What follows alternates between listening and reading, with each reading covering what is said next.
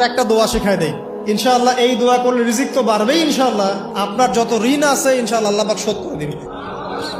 বিশ্বাস করলেন না?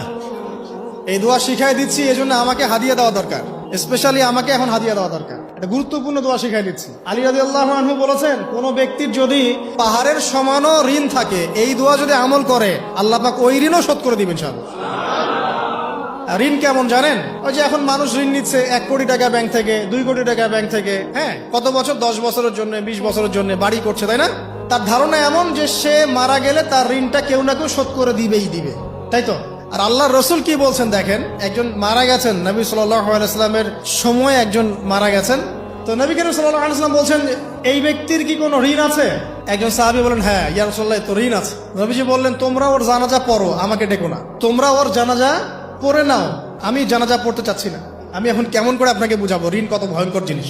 আপনি যে ব্যাংক থেকে 3-4 কোটি টাকার লোন নিয়ে রাখছেন, লাখ লাখ টাকা লোন নিয়ে বসে আছেন, দিব্যি সুখে বসে আছেন, এমন চিন্তায় যে আপনার মৌত হবে না। আর নবী সাল্লাল্লাহু আলাইহি ওয়াসাল্লাম সময়ে একজন মারা যাচ্ছেন, তিনি বলছেন তোমরা জানাজা পড়ে নাও, আমি জানাজা পড়তে চাচ্ছি না। মানে ঋণগ্রস্ত ব্যক্তির জানাজাও তিনি পড়তেন না। তারপরে একজন এসে বললেন, ইয়া রাসূলুল্লাহ, আমি তার ঋণ শোধ করে দিব, তার যা ঋণ আছে আমি শোধ করে দিব। তখন নবী এসে জানাজা পড়লেন সাল্লাল্লাহু আলাইহি ওয়াসাল্লাম।